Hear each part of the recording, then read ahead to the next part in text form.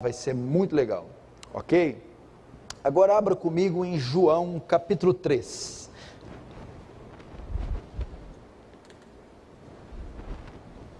João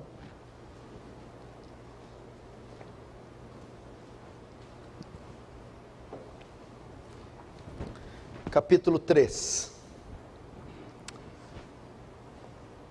Vamos ler um versículo que talvez você não conheça. Versículo 16.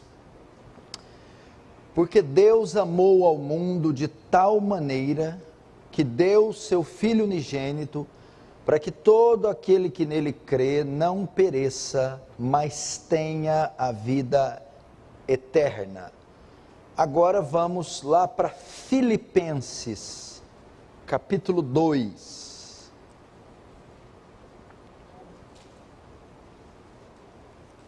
Filipenses, Gálatas, Efésios, Filipenses,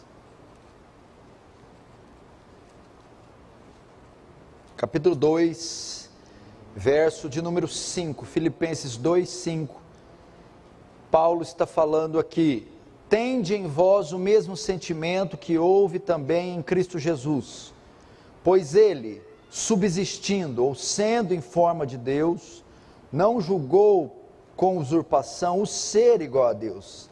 Antes, a si mesmo se esvaziou, assumindo a forma de servo, tornando-se em semelhança de homens e reconhecido em figura humana. A si mesmo se humilhou, tornando-se obediente até a morte, e morte de cruz, pelo que também Deus o exaltou soberanamente, ou sobremaneira, e lhe deu o nome que está acima de todo nome, para que ao nome de Jesus se dobre todo o joelho nos céus, na terra e debaixo da terra, e toda língua confesse que Jesus Cristo é o Senhor, para a glória de Deus Pai. Deixa aberto em Filipenses, não feche, feche apenas os olhos. Pai Santo, mais uma vez recorremos a Ti e a Sua graça. Sê bondoso para conosco, Senhor. Sê misericordioso. Perdoa os nossos pecados que ultrapassam os cabelos da nossa cabeça. Tem misericórdia do nosso coração que é enganoso, traiçoeiro, vil. Oh Deus, tira de nós o ressentimento, a amargura, as barreiras, os bloqueios, nos faz quebrantados, Senhor, e completamente dependentes de Ti. Ó Deus Santo, despeja da Sua graça aqui, Senhor, porque a parte dela nada podemos fazer. Gloriosa, abundante sobre todos nós, que haja senso da transcendência de Deus aqui, transformando, salvando, edificando vidas, para que Teu reino avance, para que o Senhor receba a glória para Si, e nos conforme a imagem do Seu Filho, em nome de Jesus. Amém. Irmãos, nós, mais uma vez, vamos discorrer sobre a santa palavra de Deus, e o tema é oportuno. Essa semana, festa do Natal, e ela tem diversos desdobramentos, traz muitos dilemas e questões, mas eu não quero me atentar nessas polêmicas da data, do dia, se é uma festa pagã, se envolve o Deus Sol ou não, nada disso. Eu só quero apontar para um fato histórico, e ele é verídico, é verdadeiro, ele é real, independente de qualquer uma dessas polêmicas. Cristo desceu à terra, Deus invadiu o espaço e o tempo, se encarnando na forma de um homem, de uma pessoa. Eu quero falar sobre isso, Natal, a encarnação de Cristo. Isso é um fato. Isso é um fato histórico. E eu quero falar um pouquinho sobre isso, a doutrina da encarnação de Cristo.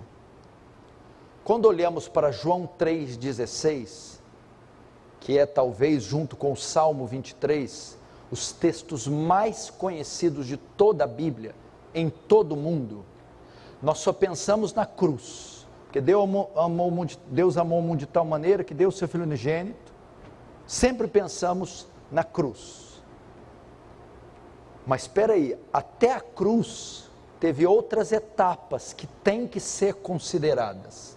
Quando diz Deus amou o mundo que deu o seu Filho, deu, enviou, fez com que o Filho descesse, entrasse na terra. Ele está falando também da encarnação. Cristo tomar forma humana. Antes dele ir para a cruz, ele teve que nascer, teve que se tornar homem, teve que assumir uma natureza divina. Então quando fala Deus amou o mundo, que deu, que enviou, que possibilitou que ele se encarnasse, se tornasse homem. E nós precisamos aprender isso.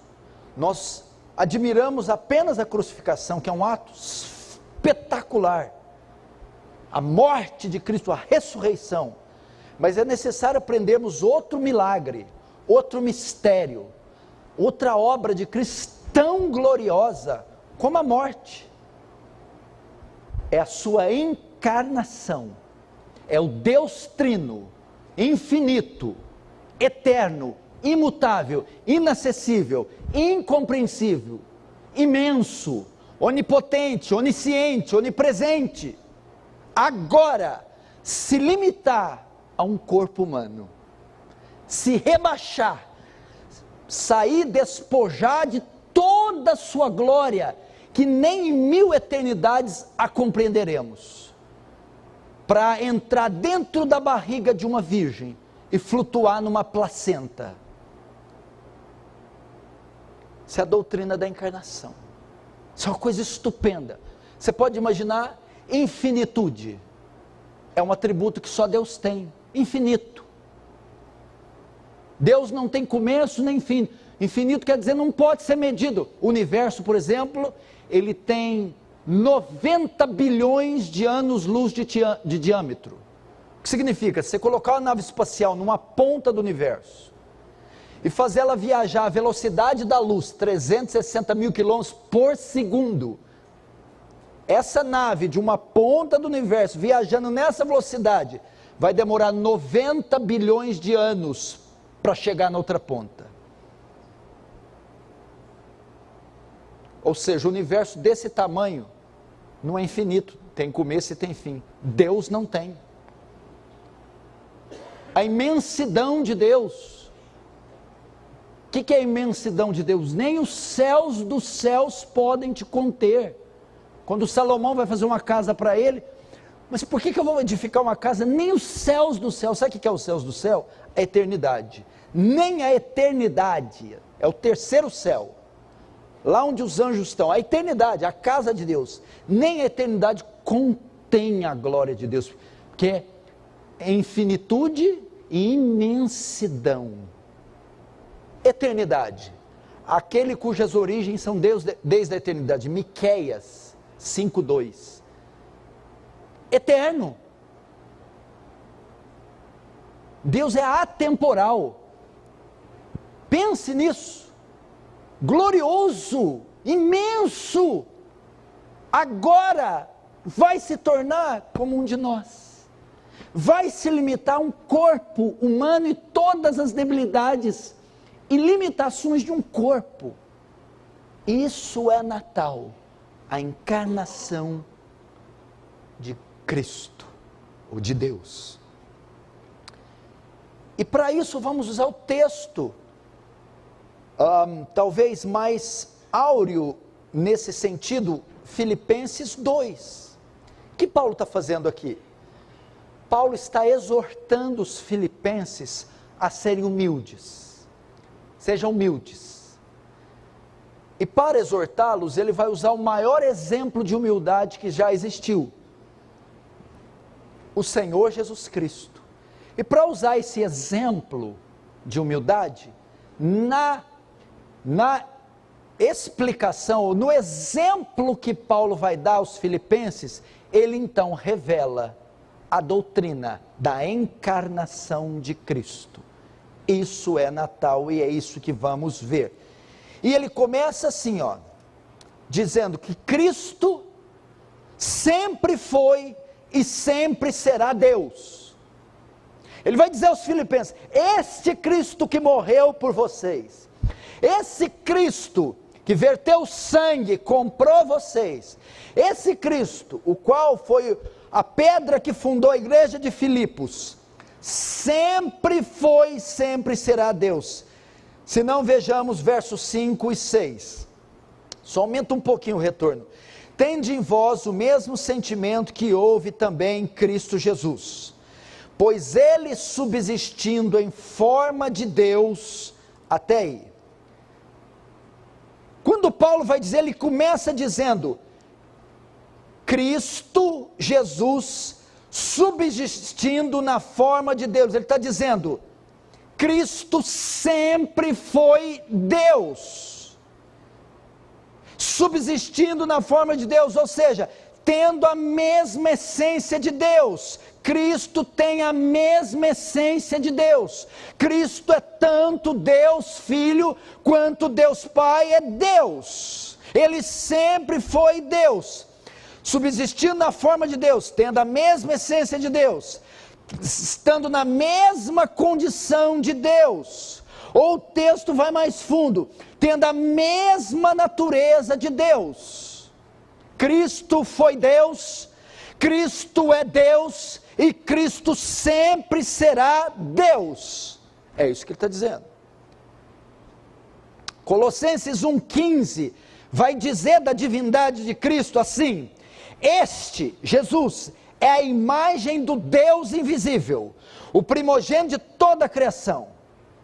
Quando Paulo vai dizer que Cristo é a imagem de Deus, o termo grego aqui é eikon, quer dizer uma réplica perfeita, uma réplica idêntica. Talvez você pode me argumentar, bom, então Adão antes da queda era Deus, porque Gênesis 1,26 diz, façamos o homem a nossa imagem e semelhança. Então se Adão era a imagem de Deus, Adão também é Deus. Não, as palavras para imagem, selen e semelhança, demut, falam de algo similar. Façamos o homem a imagem e semelhança de Deus, façamos algo similar a Deus, e não idêntico a Deus. Então a ideia é fazer um ser que representassem a Deus, e não serem deuses. Essa é a ideia de imagem e semelhança no tocante a Adão. Mas no tocante a Cristo, quando diz a imagem de Deus, está falando de uma réplica exata, idêntica, tão Deus como Deus é. Cristo é tão Deus como Deus é. João 1,3, no princípio era o verbo, palavra destinada para significar Cristo. No princípio era Cristo, fala da eternidade de Cristo. No princípio, ele sempre existiu, sempre existiu. No princípio era o verbo estava com Deus, é distinto de Deus, é uma menção da Trindade. Primeiro a eternidade do verbo, estava no princípio. Depois a singularidade do verbo, estava com Deus, ou seja, distinto de Deus.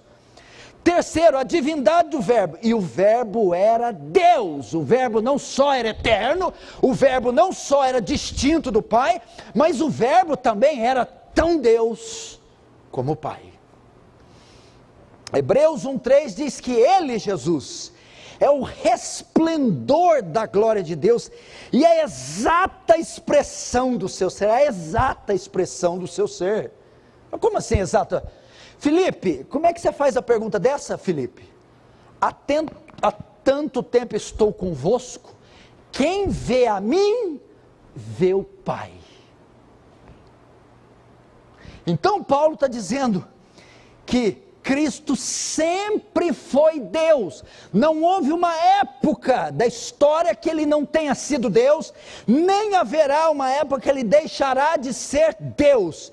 Então a ideia aqui é que ele, subsistindo em forma de Deus, sendo Deus, aí ele vai completar, não julgou como usurpação o ser igual a Deus. O que é isso? Nós vamos ver a dimensão do amor de Deus. Ele tinha o direito de ser Deus e todas as prerrogativas de um Deus, o que de fato ele era. Mas apesar de ser Deus, de sempre ter sido Deus, não julgou por usurpação ser como Deus. Que é isso? Ele não se apegou a isso. Presta atenção, o que quer dizer isso? Para se encarnar, a encarnação faz parte do plano da redenção. Redenção é o ato de nos salvar, nos perdoar, nos redimir, nos botar no céu.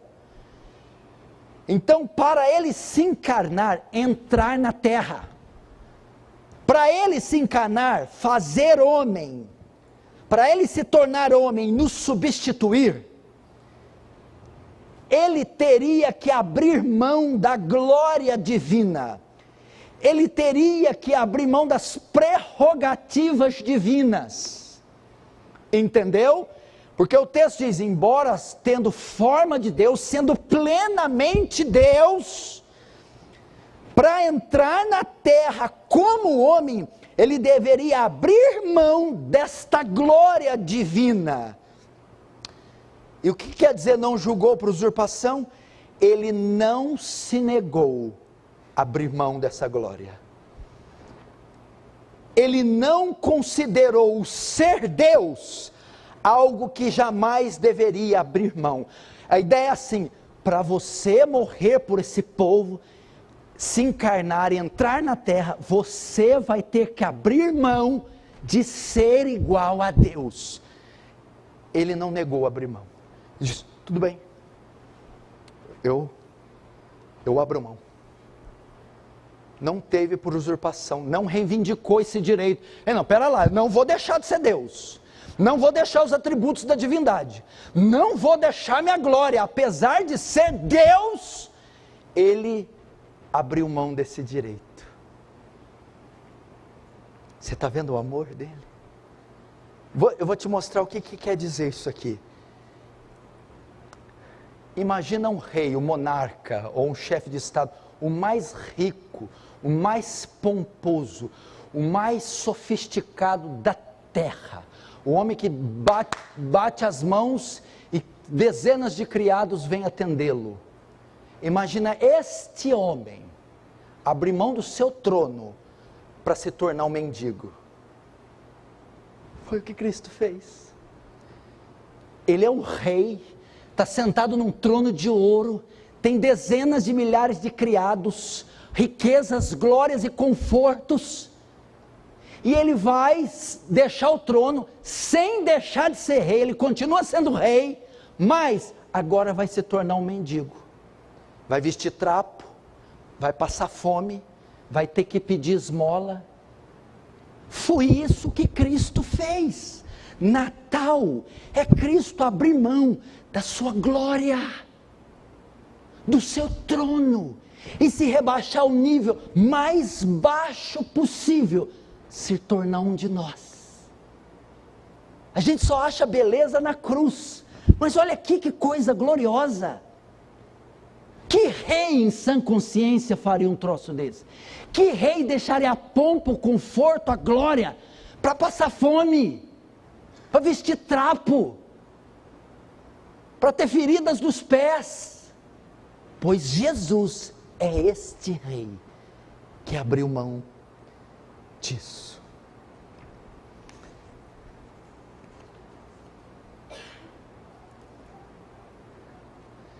E para obedecer o Pai e cumprir o plano da redenção, Cristo teve que submeter a 4 situações. Isso é Natal, é encarnação. Para obedecer ao Pai e cumprir o plano da redenção, teve que submeter a 4 situações. Primeira, ele se esvaziou. Vejamos então o verso 6 de novo. Sendo em forma de Deus, não julgou por usurpação ser igual a Deus. Antes, ao invés de continuar com a glória de Deus, com as prerrogativas de Deus, antes, a si mesmo se esvaziou, para que ele se encarnasse, para que ele nascesse, para que ele se tornasse homem, ele teria que se esvaziar. É da onde alguns usam a palavra grega kenosis. Ele teria que se esvaziar. Mas esvaziar do quê? Do que Cristo se esvaziou? Da sua divindade? Não. Cristo nunca deixou de ser Deus. Enquanto andou na terra era Deus, enquanto estava dentro do ventre de Maria era Deus, enquanto dormia no barco era Deus, ele sempre foi Deus. Então ele se esvaziou do que na sua encarnação? Ele se esvaziou da sua glória celeste. Ele se esvaziou das suas prerrogativas divinas. Ele era Deus, mas ele abriu mão dos direitos, dos benefícios de ser Deus. Foi isso que ele fez. Se esvaziou de prerrogativas divinas. Abriu mão. É como o rei que eu disse. Ele continua rei. Ele continua da linhagem sanguínea real. Ele continua sendo descendente do trono. Mas ele agora não quer o trono. Não quer os benefícios do reino, mesmo sendo rei, vai assumir a pobreza, a miséria, as dificuldades. Foi isso que Cristo fez, continuava sendo Deus, mas abriu mão da beleza de ser Deus, da riqueza de ser Deus, das glórias de ser Deus. Então ele abriu mão de algumas prerrogativas. Quais? Primeiro, a glória celestial. Quando ele fala em João 17,5, na oração sacerdotal: Pai, glorifica-me com aquela glória que eu tinha antes da fundação do mundo. Olha, a glória que eu tinha, eu não tenho mais. Que glória é essa? Pai, agora que eu vou morrer e ressuscitar, torna-me dar a glória que eu tinha antes. A riqueza, o poder, a beleza, a autoridade, porque agora eu não tenho mais. Ele abriu mão disso. Se encarnar é abrir mão da sua glória, da sua beleza. Isaías 53 diz: não tinha beleza nem formosura alguma para que nos atraísse. Mas como? Ele deixou essa beleza no céu. Ele deixou esse fulgor no céu. Ele veio para ser um servo, sofredor, rejeitado, escarnecido, homem de dores. Essa é a beleza da encarnação. Um ser real, fazendo um papel agora de um escravo. Segundo, se esvaziou de quê? Da sua independência. Ele tinha plenos poderes, plena autoridade no céu. Agora, quando ele se esvazia para se fazer carne, ele perde a sua independência. Tudo que ele fazia estava cativo à vontade de Deus. Se esvaziou da sua autoridade. Tanto é que no Getsêmani, ele vai orar: Senhor, se for possível, passa de mim esse cálice. Contudo, não faz a minha vontade. Eu não tenho mais direitos. O se esvaziar, o se encarnar é abrir mão de direitos divinos, direitos que ele tem, direitos legais que ele possui, que ele tem, por direito, ele abre mão. Passa de mim esse cálice, não faz a minha vontade. mas faz a sua, porque agora, com o meu esvaziar, me encarnando, eu não tenho mais direitos, eu não tenho mais vontade, minha vontade está toda cativa à vontade de Deus. Isso é encarnação. Terceiro, se esvaziou do quê? Na sua encarnação ele se esvazia das riquezas, de recursos. Você conhece alguém mais pobre que Jesus na Bíblia? 2 Coríntios 8:9 diz: o qual sendo rico se fez pobre por nós. Cristo não tinha onde reclinar a cabeça, teve que pedir um jumento emprestado, uma casa emprestada, um barco emprestado, foi pobre. O homem mais rico, o ser mais rico, dono do ouro e da prata, dono de todos os corpos celestes, de todo o universo, de toda a criação, agente de tudo que foi feito, agora não tem nada, nem onde dormir. Sem encarnação. Isso é Natal. Olha que coisa linda que ele teve que fazer, que se sujeitar por nós. Quarto, ele se esvaziou de um relacionamento favorável com Deus. O Pai, o Filho e o Espírito viviam em perfeita harmonia. O Pai amava o Filho ao Pai, conviviam em perfeita harmonia. Mas ao se encarnar, ele tem que conhecer o desprezo do Pai. Elohim, Elohim, lama sabachthani. Deus meu, por que me desamparaste? Simples, meu filho, porque você se tornou homem. E mais, aquele Deus que era favorável a ele, despeja a ira dele sobre o filho. Então ele se esvaziou de um relacionamento favorável com Deus, para ser desprezado por Deus. Olha o que o Filho de Deus teve que se submeter, deixou o seu trono, perdeu sua autoridade, sua independência, todas as riquezas e recursos, e perdeu um relacionamento favorável com o Pai. Foi isso que aconteceu ao Cristo entrar na terra. Então, para cumprir o plano da redenção, teve que submeter a 4 situações. Primeira, se esvaziou. Segunda, se fez um escravo. Vamos ver os versos 7. Antes, a si mesmo se esvaziou, assumindo a forma de servo. Ele se torna, na sua encarnação, um servo. A palavra servo aqui no grego é doulos. É a mesma palavra usada para escravo. O que é escravo? Um escravo não tem vontade. Um escravo não apita nada. Um escravo é um objeto de desejo do seu Senhor. Ao se encarnar, Cristo se tornou esse objeto. Ele se tornou escravo de Deus, sem vontade, sem prazeres, completamente submissa ao seu Senhor. Quando fala forma, olha só, tomou forma de servo. A palavra grega para forma de servo é a mesma do verso 6, forma de Deus. Forma de Deus é idêntico a Deus, forma de servo é idêntico a servo, idêntico a um escravo. Ele se tornou 100% escravo. O que é isso? Ele se submeteu totalmente à vontade de Deus, assim como o escravo se submete totalmente à vontade do seu Senhor. Você acha que a beleza só está na morte?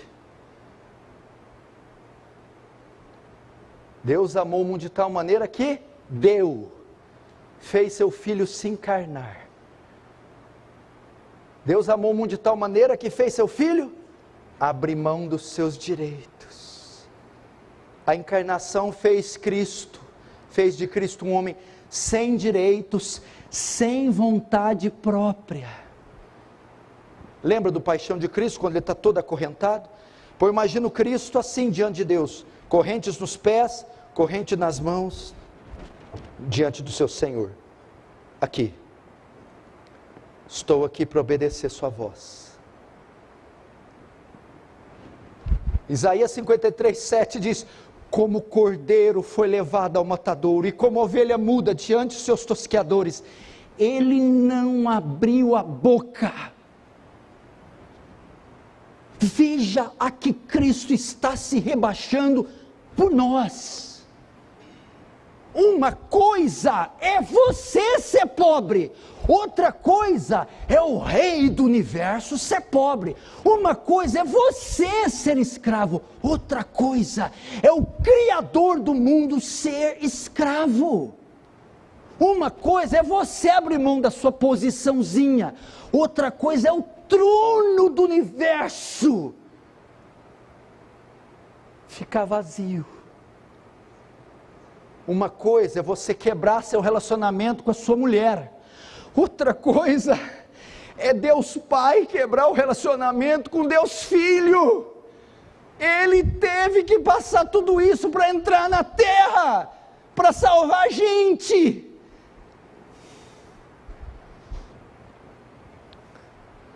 Quatro situações que ele se submete: primeiro, se esvaziou; segundo, se faz um escravo; terceiro, se faz homem. Assume natureza humana. O que é isso? Quando ele assumiu a natureza humana, ele deixou de ser Deus? Não. Ele tinha a natureza divina. Embora subsistindo como Deus, sempre foi Deus, sempre foi divino. Quando ele entra na terra e encarna, ele adiciona a natureza divina à humana. Agora ele vai possuir duas naturezas. Um ser divino, perfeito, onipotente, onisciente, onipresente, agora também vai ser humano. Vai entrar no claustro limitado de um corpo. Se não, vejamos, 7. Assumindo a forma de servo e tornando-se em semelhança de homens, e reconhecido em figura humana. Veja só, os degraus de Cristo. Igual, é diferente da gente, né, Heitor? A gente quer subir. Não, olha Cristo, do trono para escravo, para homem, vai caindo. Quer subir, filho? Aprenda a descer.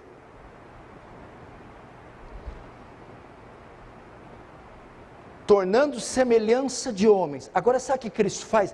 Ele se rebaixa. Lembra quando a mulher samaritana em João 4 fala assim: onde que eu devo adorar? Nesse monte ou naquele?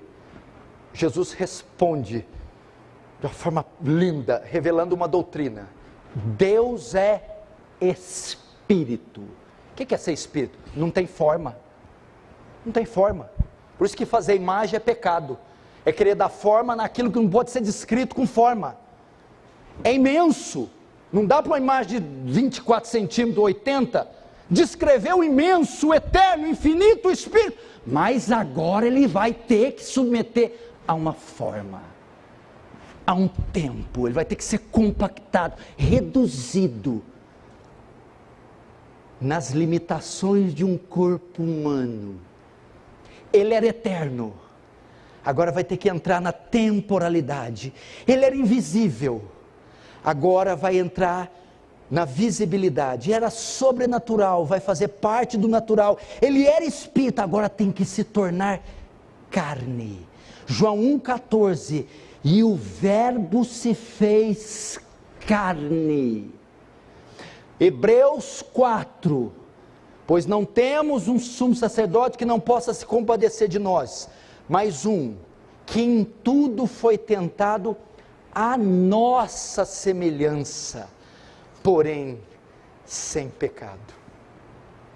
Você imagina um Deus ter carne e osso? Carne e osso. Olha o que ele se rebaixou. Então veja só, para o plano da redenção se consumar, ele tinha que ser homem. E a palavra mostra o quê?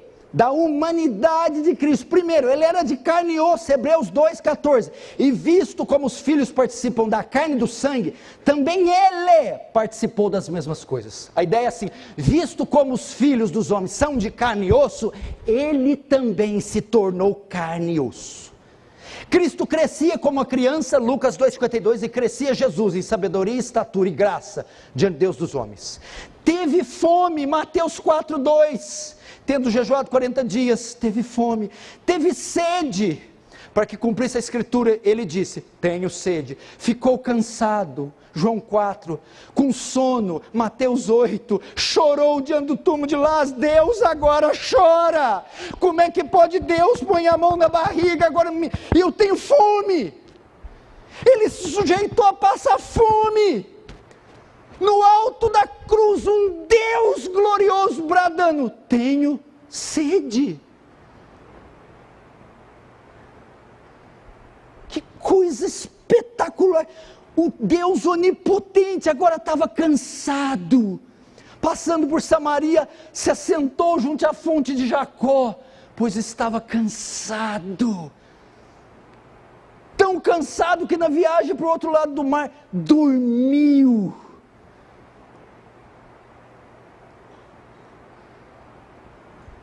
Esse é o mistério da encarnação, coisa estupenda. Olha o que é isso.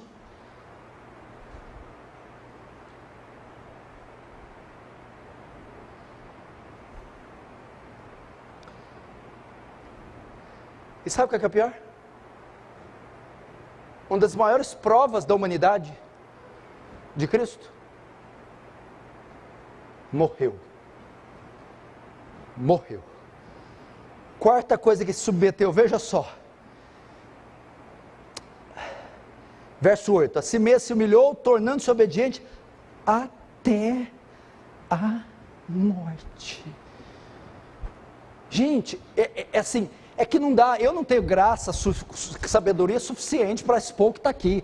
O que está aqui é de uma envergadura, o que está aqui é de um poder, de uma graça, de uma sabedoria. Imagina que um ser como eu tem capacidade. O que o Senhor está querendo dizer? Meus filhos, tentem pensar comigo. O que ele teve que se submeter, gente. Quando falamos de morte, não há nada errado conosco. Eu, você, nós ouvimos de morte a vida inteira. Mas aqui está quem era imortal, quem desconhece essa palavra, quem não sabe o sentido do que é morrer. Agora, aquele que é imortal vai ter que se submeter ao óbito, vai ter que tombar, vai ter que morrer. Você tem ideia o que é isso? Foi obediente até a morte. A ideia é assim: Senhor, se para cumprir esse plano, se para te obedecer de forma restrita e cega, isso me custe a vida, eu a darei. Novamente, nós só vemos a beleza da cruz. Olha as etapas que antecedem a cruz. Olha o que Cristo tem. Ele não desceu do céu para a cruz e veio todo divino para a cruz. Ele teve que esperar 9 meses na barriga de uma mulher. Ele teve que fugir para o Egito porque Herodes queria matar ele.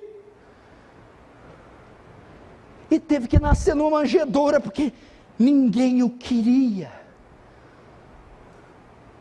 E ele teve que morrer. Ele não estava familiarizado com a morte. Eu preguei essa mensagem de manhã, e discorrendo ela, eu comecei: Jesus, não precisa de tanto para mim, por mim, para que tudo isso, para que se rebaixar, para que se tornar tão vil, para que, por mim, é sério que isso é por mim?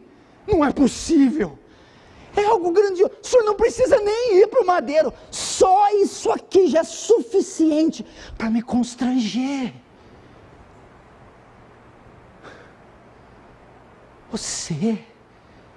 Se a minha mulher morrer por mim já é algo grandioso. Meu pai, um estadista, mas um Deus impecável, imortal, perfeito, se reduzir a um corpo miserável e morrer numa cruz. Meu Deus do céu, é glorioso demais. Mas Paulo não para aí não. Não, você se escandalizou? Paulo não para, não só morreu, até a morte. E o texto diz, e morte, de cruz. Ele não para de descer, de se rebaixar. Como se não bastasse ele morrer, Paulo ainda vai mais longe na humilhação. Morte de cruz. Quando fala morte de cruz, na época isso era muito familiar. Porque a morte por crucificação, ou crucifixão, era a morte mais cruel da época. Mais dolorosa, mais humilhante. Alguém que era condenado a morrer na cruz, era porque era o ser mais repugnante e vil da sociedade.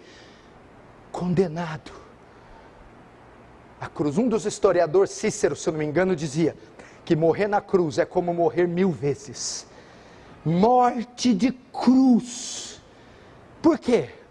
Porque ao morrer na cruz, isso tinha um símbolo. Qualquer judeu olhava um homem pendurado no madeiro e falava assim, ele não só morreu, ele é um objeto de maldição, porque Deuteronômio dizia que se o cadáver for pendurado no madeiro, ele é maldito. E Gálatas 3,13, Paulo vai relembrar esse texto dizendo, Cristo nos resgatou da maldição da lei, fazendo-se ele próprio maldição em nosso lugar, porque está escrito, maldito todo aquele que for pendurado no madeiro. Ele não só morreu, ele pendurado lá, para os seus espectadores, foi feito objeto de maldição, símbolo de maldição. Segundo os Coríntios 5:21, aquele que não conheceu o pecado, por nós se fez pecado. Ali estava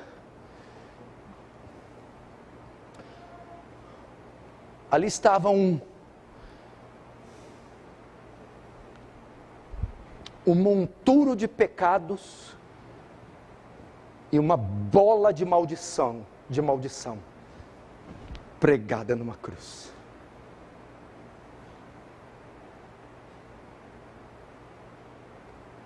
Para mim,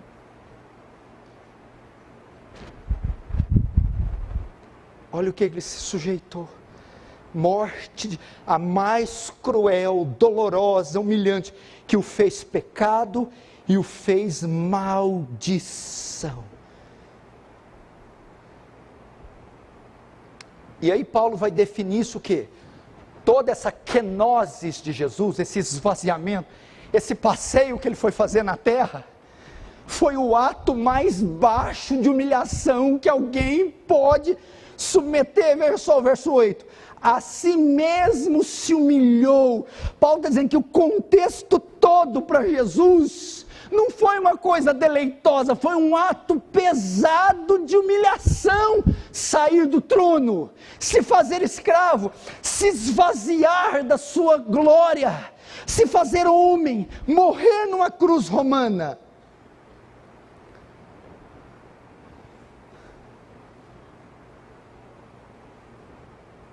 Se humilhou. Gente,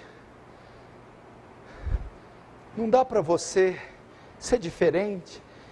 São mensagens como essa, passagens como essa, que não me deixam desistir, que não me deixam ser covarde, e que não me deixam dar um sacrifício coxo para Deus, ou seja, uma vida cristã meia boca. Não tem cabimento. É um desrespeito muito grande eu não honrar isso aqui. É uma ofensa eu virar as costas para isso aqui. Como é que eu olho para isso aqui tudo e simplesmente não vou no culto? Não vou ler Bíblia, não vou obedecer pastor, não vou. Meu Deus do céu, Paulo está usando isso aqui para falar para os filipenses, sejam humildes, seus arrogantes, e olhem para o Senhor de vocês, Fui obediente, submisso. Eu não posso porque está chovendo, porque eu vou perder dinheiro, eu não vou me submeter a isso. Você não vai se submeter a isso. E o teu Senhor se submeteu a isso aqui. Você não vai se submeter ao quê? Perder uns reais? Ficar uma noite sem dormir? Ouvir uma ofensazinha na mente? Você não vai conseguir perdoar, lidar com isso aí. Olha o que ele fez. Não é só um texto para apontar para a obra da cruz, mas é para ensinar uma lição aos crentes. Tenham o mesmo sentimento.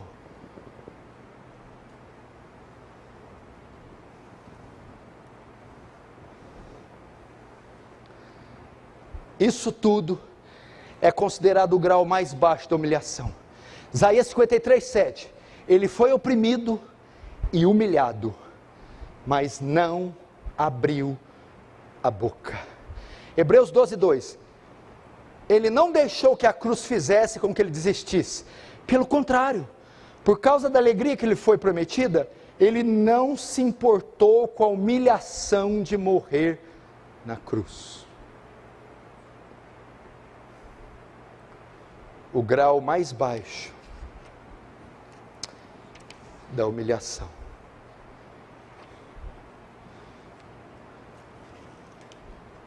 Quantos estão entendendo, diz amém.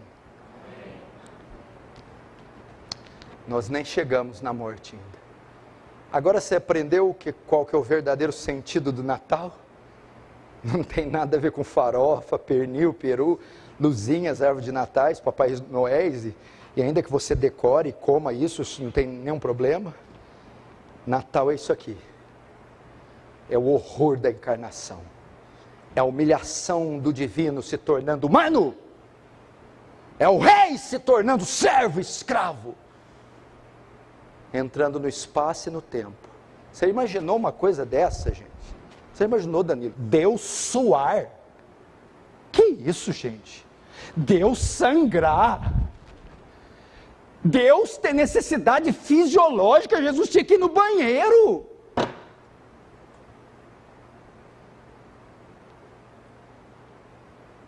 Deus sentir medo. Jesus teve medo. Deus ficar triste. Minha alma está triste até a morte. Deus chorar quando Lázaro morre. Deus com fome, passando fome.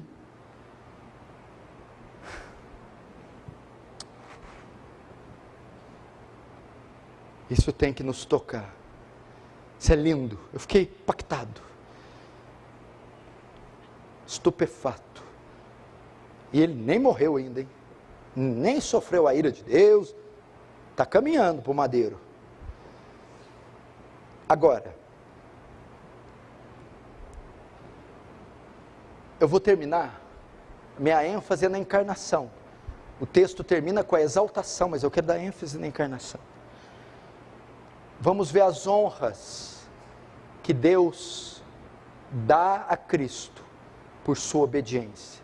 Por causa dessa obediência restrita de descer do céu, se encarnar, se tornar servo, homem, e até morrer numa cruz, ser humilhado nesse nível de baixeza, Deus concede 3 honras ao Filho. E está no verso 9, veja só. Pelo que também Deus, ou por isso Deus, em razão de tudo que Ele fez acima, em razão de tudo que você se submeteu, em razão de ter obedecido até a morte, o Pai o honrou de 3 maneiras. Primeira maneira, Deus o ressuscitou e o exaltou. Verso 9. Pelo que também Deus o exaltou sobremaneira. Primeira honra que o Pai dá por causa da obediência: ressuscita o Filho dos mortos, traz dele a vida e derrota a morte. É isso que ele faz. Pedro vai dizer no seu discurso: soltas as ânsias da morte, porque não era possível que por elas ele fosse preso, Deus o traz à vida, Deus o ressuscita, Deus o honra, trazendo-o dos mortos, trazendo de novo a vida. Atos 2, 23 e 24. Sendo este, Cristo, entregue pelo determinado desígnio e presciência de Deus, vós o matastes, crucificando-o por mãos de iníquos, ao qual, porém, Deus ressuscitou, rompendo os grilhões da morte, porquanto não era possível fosse ele retido por ela. Deus o ressuscita.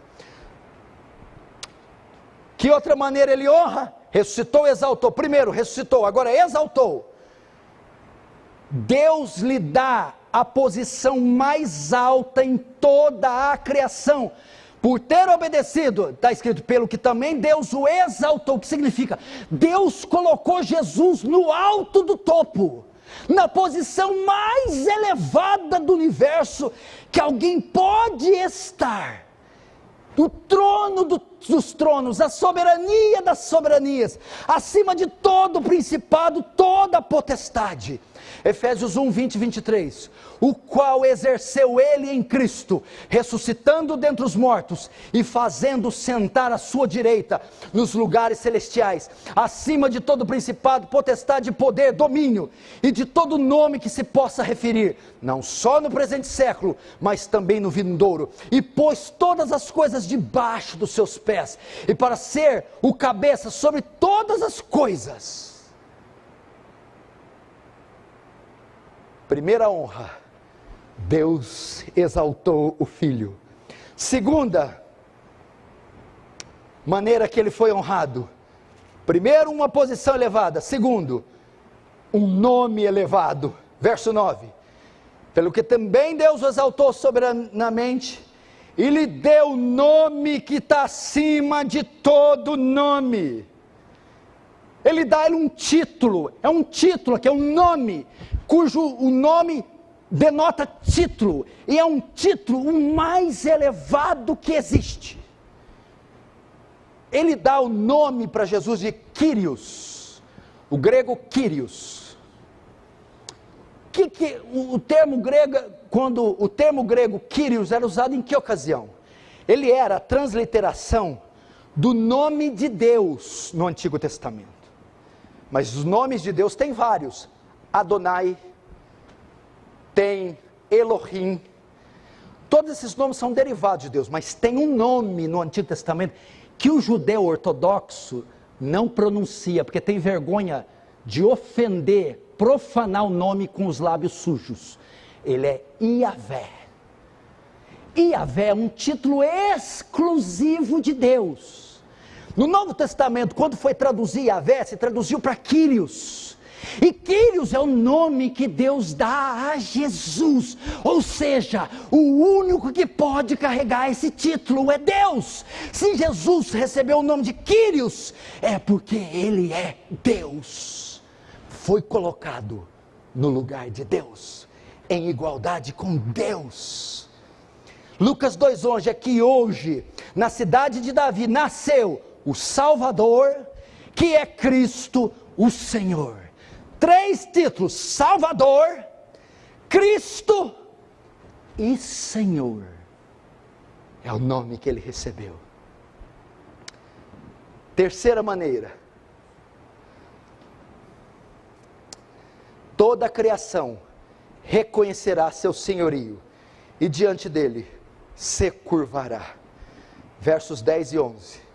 Para que o nome de Jesus se dobre todo o joelho dos céus, na terra e debaixo da terra, e toda língua confesse que Jesus Cristo é o Senhor, para a glória de Deus Pai. Terceira maneira de honrá-lo: toda a criação, toda, dobrará os joelhos. Veja só, 10. Para que o nome de Jesus todo joelho se dobre, no céu, anjos, na terra, a humanidade, os homens, debaixo da terra, os demônios.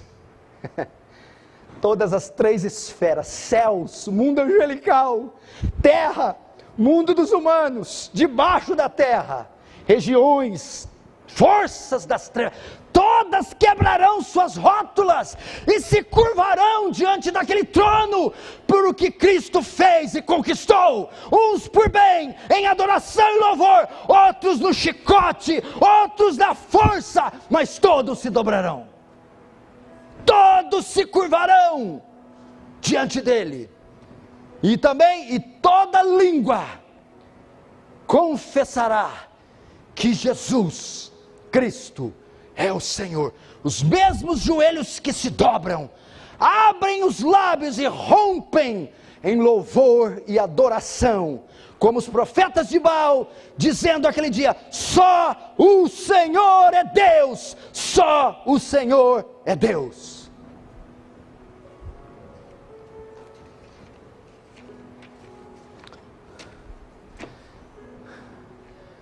Essas são as honras que o Filho de Deus vai receber. Isso é Natal. A entrada de Deus no tempo e no espaço, se humilhando, se rebaixando, o nível mais baixo possível, para nos redimir, para nos salvar. Eu quero terminar dizendo algo para você. Chegará um dia que toda língua confessará esse nome e todo joelho se dobrará. Para alguns, não precisa chegar esse dia. Eu já dobro meus joelhos hoje diante dele, e a minha língua alegremente já o confessa como Senhor, e creio que muitos que estão me vendo, e dos que estão aqui também. Entretanto, eu quero te fazer um convite. Se você ainda não dobra os joelhos para ele, nem o confessa, não espere chegar o dia que você terá que fazer isso à força, diante do trono do juízo dele, para logo após este ato ser condenado.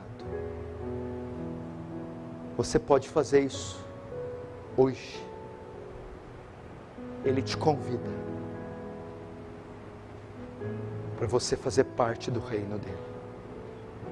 Apocalipse 5 diz que ele sobe no céu, pega da mão do Pai o rolo, o livro com os selos. Todo o poder foi dado a ele, e ele compra povos, tribos, línguas, e faz deles reino e sacerdotes. Você não quer fazer parte desse reino? Você não quer vir hoje? Você não se constrange diante de tamanho ato? Por que você não se curva, se dobra diante desse amor? O que eu tenho que fazer? Se arrependa. Que arrependimento? Volte as costas para a vida de pecado, de rebelião, de idolatria, de luxúria. Abandone essa vida. Deixe os ídolos. E quando eu falo pecados, não é só maconha, drogas, idolatria, assassinato, adultério. Tem gente que não faz isso e vai para o inferno.